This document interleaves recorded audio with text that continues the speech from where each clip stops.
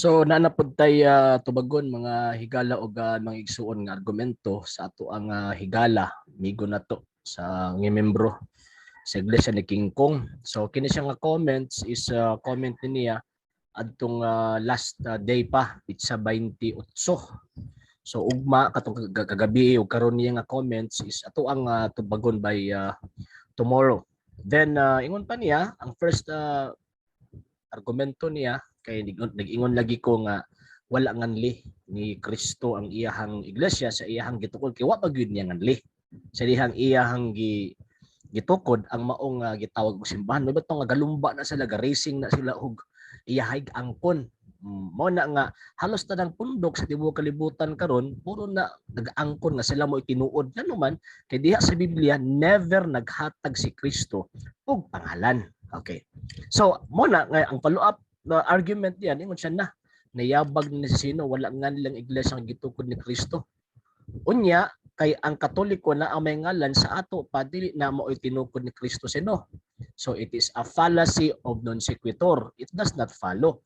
Ngano man kay pagsultin nako nga wala niya nganli ang maong iglesia wa nagpasabot nga dili gyud na pwede manganlan. Wala lang niya nganli.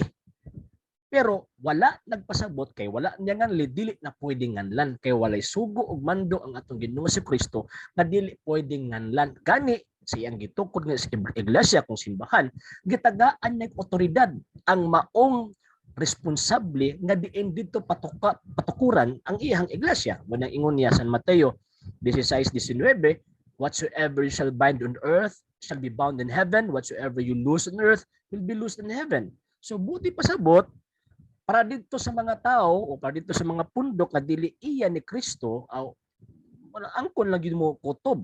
Pero ang tinuod katong iglesia nga gitukod ni Ginoong Kristo nga wala niya nganli karon na anay ngalan. So kanang giingon nimo nga giipit ra na akong kagalingon bot na ngano man kay sira kaghatag og kanang konklusyon bitaw nga dili bitaw mao. Konklusyon ba nga wala mo base sa insaktong lohika.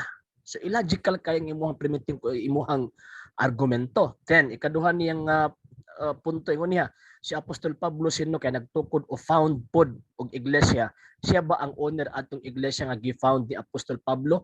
Remember si San Pablo founder siya in the local churches. Diha sa mga lokal nga simbahan. Ngano man kay naa man si founder unya gisugo pud siya ni Ginoong Kristo sa dihang nahitabo nga patong pagtagbo nila didto sa dalan sa Damascus.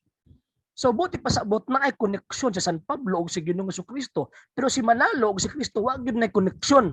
Ngano man 1914 nya pagkaman si Kristo 33 nya angkon mo anang Revelation chapter 7 verse 3 ug kanhang tawag anang Isaiah sa 43 kung masay pa 43:5 inyo di angkon na kamuna si Manaloy-loy na di gyud na pwede. So kining pagka-founder ni San Pablo dito na sa iyang mga gipang-organize nga mga lokal sa iyang panahon kaniadto. Ngano man kay naa man siya mas head pa according sa history ang head niya ang tawag ining visible head niya si San Pedro. Wala basa-basa lagi mong tawag anang istorya lagi kay pa dili mo kuan ba dili mo masimplang ba.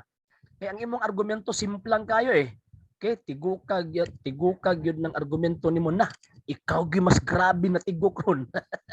Ilhan kaayo nga ang inyong ginabasa gyud kutob lagi pasugo. Dili mo nagabasa og history, dili mo gabasa kanang detalye gyud ba? Kanang detalye gyud sa gisupya sa kasaysayan ug unsay mga nangitabo kaniadto. Kay ang Biblia dili man ni kompletong kasaysayan. Ang Biblia mo ni kasaysayan sa kaluwasan naghihimo ni Ginoong Kristo, pero dili na siya mao ang kompletong kaluwasan na diin tawag ining gilatid sa kasaysayan unsay nahitabo ang sa simbahan nga gitukod ni Ginoong Kristo. Okay, ingon pa niya, giputol-putol na ni Seno ang pasugo namo nangilag gyud ning buldugan ni sus Ginoo ko. Kung buldog tan-on mo sa kamo nang giwatas-watas na ko na imong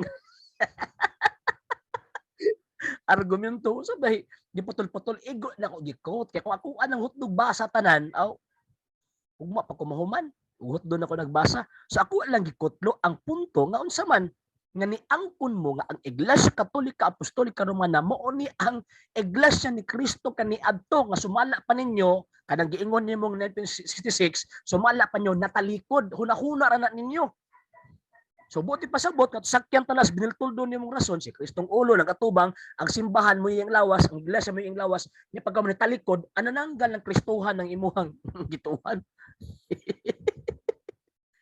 So di lagi gihapon kanang gikutlo nimo, kanang gingon nimo nga akong giputol-putol, gikot nako. Ang statement nga ni uyon mo sa inyong doktrina nga ang unang iglesia ni Kristo nahimong iglesia katolika apostolika romana. Pero ang sumpay ninyo, ni talikod lang inyuhan ng baruganan. Ang point nako is ni angkon mo. Mo ni punto. Number 4, argument niya asa mabasa sa rehistro namo sino nga naay function nga owner si Ka Felix bakang napud sa Ginoo ko in town Muna kabiliban nako aning tawag ana mga tawahan na kay kadugay ang ingon nga sige ingon nga mabasa ba kanang giingon nga owner function na sa tao katong executive head ninyo nga naggunit sa corporation soul. Kung bata ako ang gibasa tong dictionary, law dictionary, di ba? So na as a function as owner. Pero kung naay tawag anang murag silbi na pa si mas labaw pa ang iyahang function nag-function siya as owner at the same time administrator lang gyud siya kay di man to iya pero kang manalo iyaha man gyud to okay sa may labaw ni manalo be mingon mo si Kristo bot na ninyo. Okay kaliwang argumento niya unya sino kung mabasa nako mismong pari ninyo nagsugid nga wala gitukod ni Kristo kanang Katoliko kanang paria irihis ngano man kay ang dogma sa pagtuong Katolika mo ni ha bisan palagi musulti lagi ana asa ba tong fundamentals of the Catholic dogma gitudlo sa simbahan Katolika nga si Kristo ang nagtukod sa simbahan nga Katoliko at ato ang basahon na lang naamangod sa ibabaw sa kuang gamayng kuan ba okay niya the church kanang church din ako ang gigunitan is the fundamentals of the Catholic dogma. The church was founded by the God man Jesus Christ DFD. Kami mga Katoliko kanang mga pari nga imong gipangkutlo kuana tawag anang kabalo na sila ani nga usa na ka dogmatic teaching sa simbahang Katolika. Pag musupak ta ani or musupak ang mga Katoliko ani magduha-duha bisan pagpari or bisan pag-obispo bisan kardinal sumala sa balaod sa Iglesia Katolika ang gingon if a baptized person deliberately denies or doubts a dogma properly so called he is guilty of the sin of heresy and automatically becomes subject to the punishment of excommunication.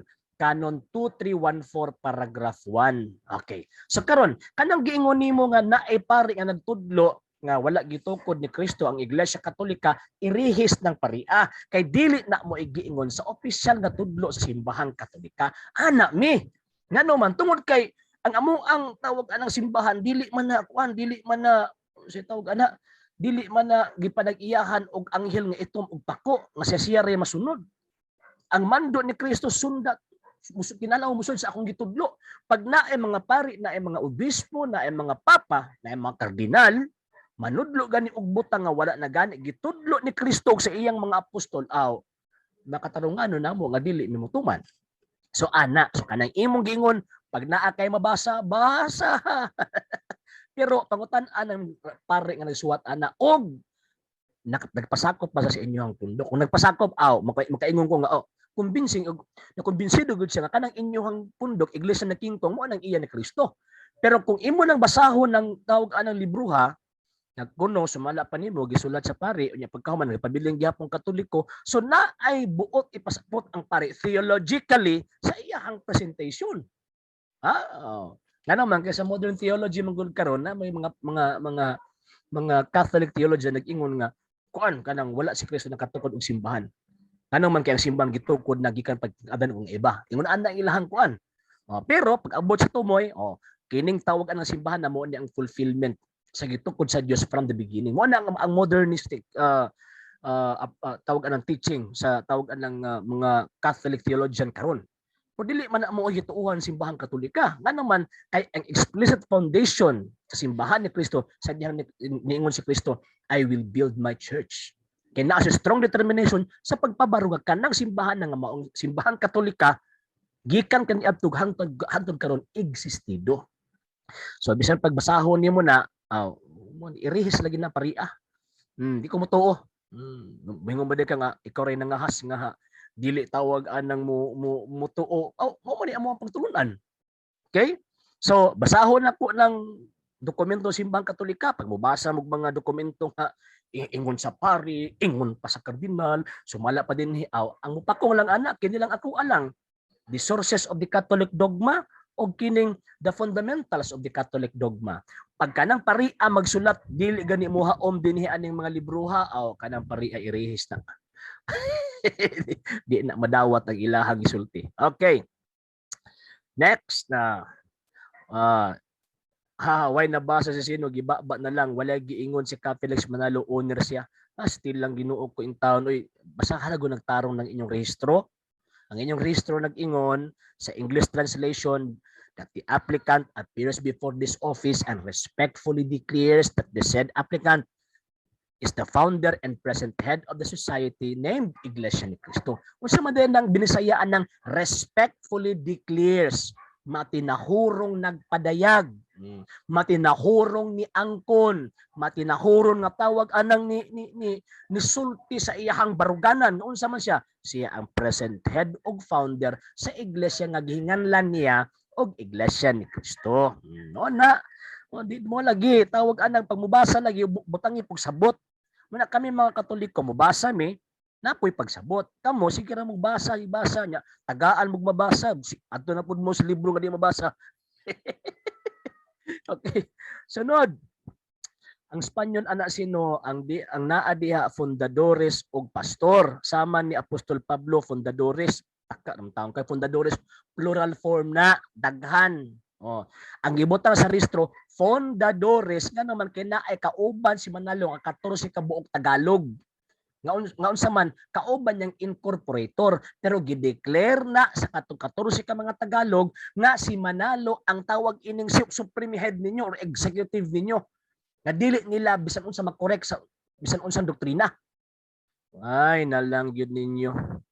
Maopod si ka IFM na nasa rehistro fundadores urong grammar ka og fundadores tan-aw nimo kang gamitan nimo fundadores Manalo, fundador, dili fundadores.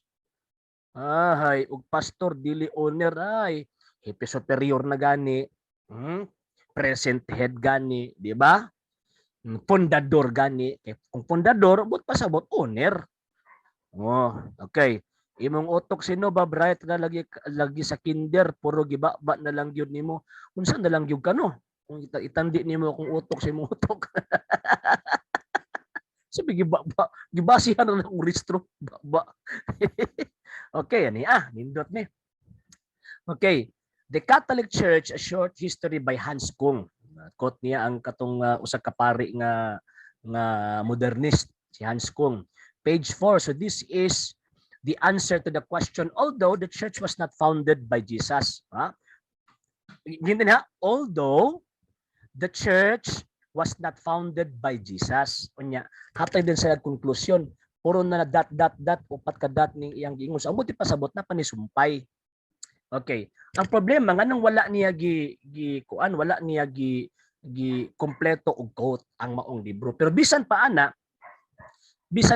sa pagkutlo nimo sa libro ni Hans Kung nisulti kung tinuod og tama ang inyong pagsabot nga ni angkon si Hans Kung nga ang tawag ining simbahan wala gitukod ni Jesus aw supak sa dogma sa Iglesia Katolika. Mao to hinungdan nga natangtangan siya og kuan. Natangtangan siya theological faculty. Basahon ako diri ha. Okay, ana ra man nakasimple. Sige ra mo kutloan ng mga irihis nga mga kuan. Pareha pud mo irihis. Okay niya. Okay? Kini akong libro is The Limits of the Papacy. Unya, gitagaan og pahimugat kanang giingon niya mga si Hans Kung nga nahimong nag-doctorate in theology from Sorbonne in 1957. In 1962, he was named a theological consultant for the Vatican Council by Pope John XXIII. Okay. Niya. Basahon na to. Pagkamatay ni Pope John XXIII, nipuli si Pope Paul VI. Pagpuli Pope Paul VI, nipuli na po si Pope John Paul I. Pagkamatay ni Pope John Paul I, ni Pauli na pod si Pope John Paul II. So unsay tawag anang hukom nga gihatag nila kang Hanskong nga kanang imuhang gikot karon niya. In 1967, the ECDF, kanang Sacred Congregation of Doctrine of Faith, began its investigation of certain theological positions of Hanskong. Okay? Professor at Tübingen University in Germany on February 15, 1975. Ano sa ani kuani? Wala man ni magibutang ano sa gisulat na niyang imuhang gikutlo. At issued a document pointing out certain opinions of Kong that differed from the doctrine of the church. Nagsulat si Hans Kung nga sukwahi sa doktrina sa gitudlo sa simbahan Katolika. His teaching on infallibility and the magisterium and his position on the possibility of valid consecration of the Eucharist by a non-ordained baptized person. Although Kung repeatedly refused to go to Rome to discuss his case with the congregation, communication between the two parties continued. On December 15, 1979, the congregation issued a declaration that noted that some of his theological views continued to be a cause of disturbance in the minds of the faithful. In mentioned infallibility, contempt from the magisterium of the church, the consubstantiality of Christ with the Father and the Blessed Virgin Mary, the congregation declared that Kong in his writings has departed from the integral truth of Catholic faith and therefore can no longer be considered a Catholic theologian nor function as such a teaching role. Sanggi man din na imuhang gikot di ay. Buko. Okay. Ikaw may patay ron. Okay. Niya. Again, si Hans Kung dili siyang otoridad. Gitanggalan sa teaching faculty. Di ba? Nga naman kay kanang imong gikutlo usan na sagi tawag ining rason nganong gitanggalan sa faculty kay naka-cause of disturbance. Okay. Niya. Huna-huna ra na ninyo nga watukura. Muna inyong giangkon-angkon. Ay, nalanggid ninyo. Okay, na sunod. Ang paniya, wala dan. Sino nga maong Katoliko? Ignacio, namutbot ang pari og mas bright pagka sa pari. Dili ako'y bright. Mas bright ang simbahan. Kay basa pari inyong kutloon gani, nga dili na muhaom ang panudlo sa Iglesia Katolika. Aw. Pildi good mo. Nga naman, kay mas bright na simbahan kontra nila. Condemn ang gani si Arios. Mas bright pa si Arios kontra Hanskong. Condemn ang gani si Bishop Macedonius. Condemn ang ganyan sa obispo ni Nestorius. Sana guys ko nga lunlong pari ra ni. Katok yung mga bright to sila pod. Anak among simbang Katolika. Kanang inyo guys manalo ra mi bright ninyo. Kamo sunod-sunod pod mo. Pag ingon ni manalo nga. Pag ingon ni manalo kaon pod mo pod. Tanawa di nga daot na noon mo. Okay. Masalabaw pa di ay ng encyclopedia kaya sa inyong pari sino unya konsultan pagyud sa inyong Santo Papi. Sus Ginoo ko in town. Bisan pagkonsultan na sa Santo Papa basta di na gani magsultig tinuod. Dili man siya infallible. Kana bang pagkakonsultan sa Santo Papa infallible siya di sa masayop pag sure nimo eh. Ang encyclopedia mga dokumento na nga gigather sa mga scholars, gigather sa mga historians unya pagkahuman ilang gihimay-himay og sakto aron mo gawas ang proof. So kanang naa sa encyclopedia mao na siya ang conclusion sa mga proofs. Conclusion sa mga evidence nga mao nang gitawag og proof. Mao na nito umi. Kay encyclopedia ug ang simbahang Katolika di gyud na magsungag. Mao bitaw nga ang Biblia niingon kadtong naa sa taas nga lawag sa Jerusalem sa buhat 1:15 to 20 mga apostol to mga sumusunod ni Kristo. Mo nagingon sa Biblia. Ang giingon po sa history kadtong mga tawhan na mga Katoliko to. So pak dili mag-uban na always ang Biblia, ang gitudlo sa Iglesia Katolika og ang history nga nagsulti mahitungod sa gitawag og kasaysayan sa simbahang Katolika. Kamo ano sa araman taon mo, gibuton ra mo maglipak. Sigira. Okay, ikaw sino unsa may naabot nimo? Presidente ra man kanap, si Piat juga gadi juga presidente pulo ka matuuran. Kasi naabot nako nisulti ko diri kay dili man ko manghambog sa kong kaugalingon. Ako ra manggisulti og unsay tinuod ug unsay tama. No. Nya kung gipang tawag anang gipang kutlo, bisa pagka nang pari nga imuhang gikot, kabalo na sila unsay mga mindset or tawag ini mga panguna-hunaan ning mga tawo nga nagsulat o nagtawag in nag-issue ano nga dokumentuha. Okay? Napanya.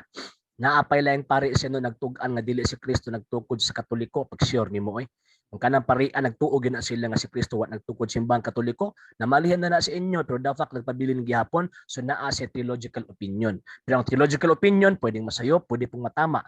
Onya mahimo lang siyang tama kung ang iyang theological opinion muhaom sa dogmatic declaration or teaching sa simbahang Katolika.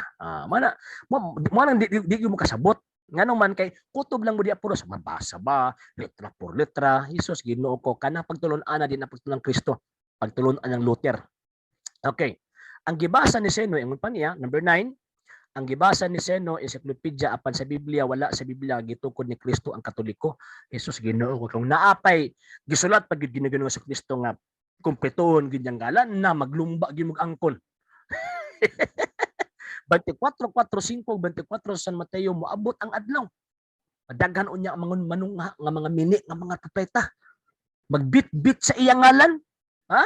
Si Manalo nagbit-bit og ngalan, nagwali mahitungod kang Kristo. Unya 4, 5, 6, 7 sa 24 San Mateo, makita nato nga atol gyud giran niya giangkon yan ninyo nga lumitaw ang iglesia sa panahon gyud nga si Manalo nanudlo nga atol gyud gubat.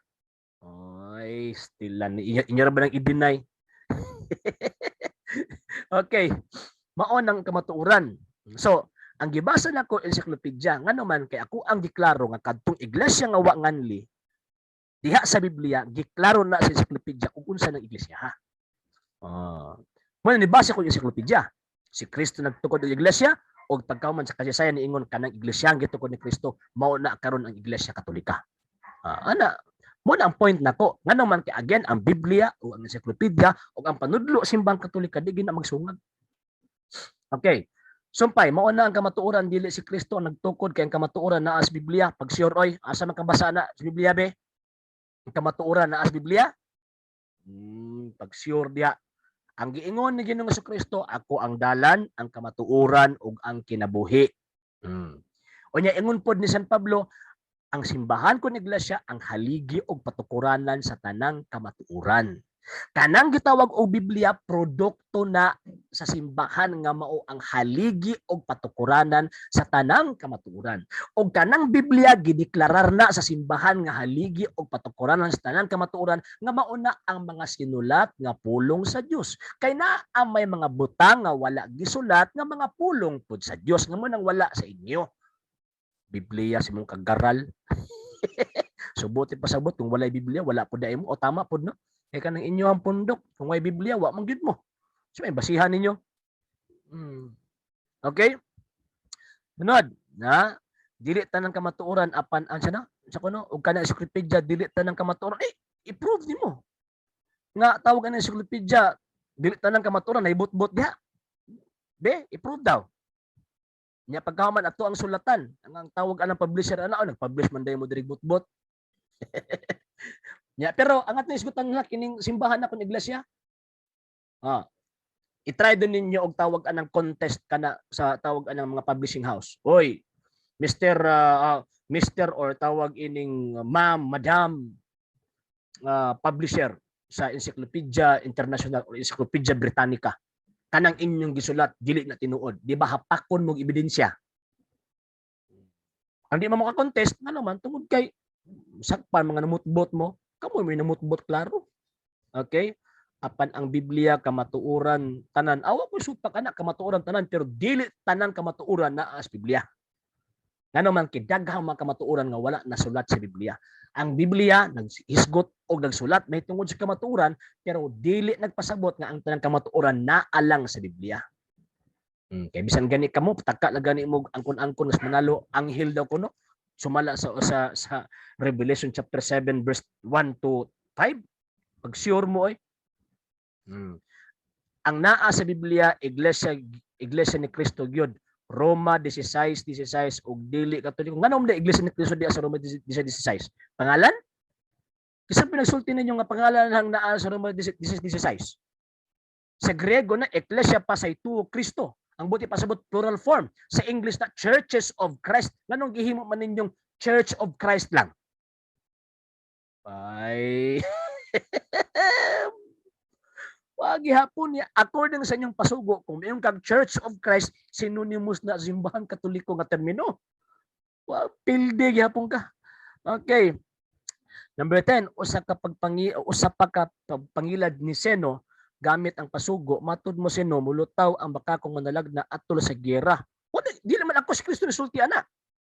Nga ang mga mini ka propeta mutong ha atol gyud sa gera. Unya giangko ninyo na nga si Manalo mao po ng panahon nga nitong nga si Manalo. Ay, manalag na atol sa gera ng 14 nga mao kuno ang giingon sa pasugo. Sulti mo tayo yung pasugo nga si Manalo ning buto nagparehistro atol gyud kay 1914 baya. Unya ano sa man di ang First World War? Ay nalang gyud ni mga tawhana. Usa ka dakong butbut ni sino niyang pasugo sino? Pasugo 1951. Page 15. Joaquin Balmores, ito ang aming tugon kay Ginoong Pangilinan upang matiyak niyan na mali ang kanyang pagkahulugan sa talata sa Biblia. Unsa man nga talata?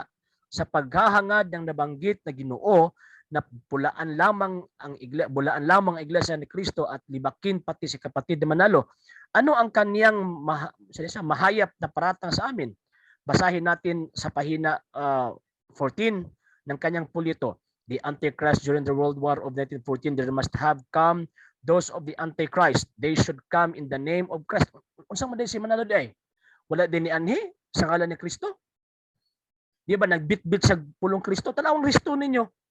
Di ba ang iyang giingon propagation of the word or the gospel of Christ? Ay nalang Ginoo ko ni mga tawhan na sa pag-unsaon ni balibad. Ang isda madakpan ra gyud diha sa iyang baba. Wala ang madakpan ra gyud mo, inyo ra ikaw galingong dokumento, kamo ra pay nagsungag-sungag. Okay, mo ni ang tinud ng kapatid sa pasugong agi out of context ni sino ba nagkutlo ba ko og tawag anang sa ning pasugo 1951? Ug sure diha oy.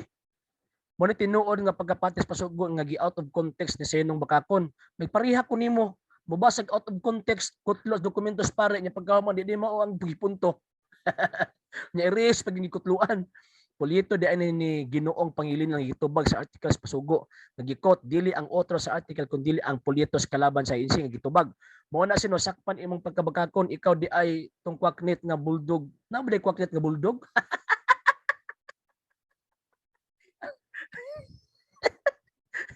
Tawa mo kunin mo. Kwaknit. Tapos kwaknit niya, bulldog day. Ngayon, angkon niya kung anghel ko. Kwaknit, Manalo, kwaknit. Akabog nila ito, yakam ang mga kwaknit.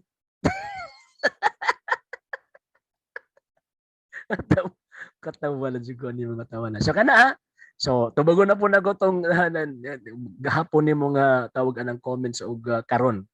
So, mana nga, wala ko gi out of context. Basta mubasa ko, basahon na ko na inyong pasugo niya, ihaom na ko dito sa mga kamatuuran. Kaya ka na inyong pasugo, half truth man na. Na yung sulting tinuod, sulti pagbakak. So mura bag kuan ba paimnon ka og kanang sa kabasong limpyang tubig niya butang ka sa katulong nga hugaw, hugaw na ginatanan. Mo po na kamo. Kung medya tinuod, medya bakak mo aw. Tabara nga wa mo na sulti tinuod. Okay? So next video na po nato pohon ang iyahang tawag anang ato ang tubagon tong iyang mga komento. Alang sa mga dugang videos and informations, just click like, subscribe, then click the notification bell for more updates.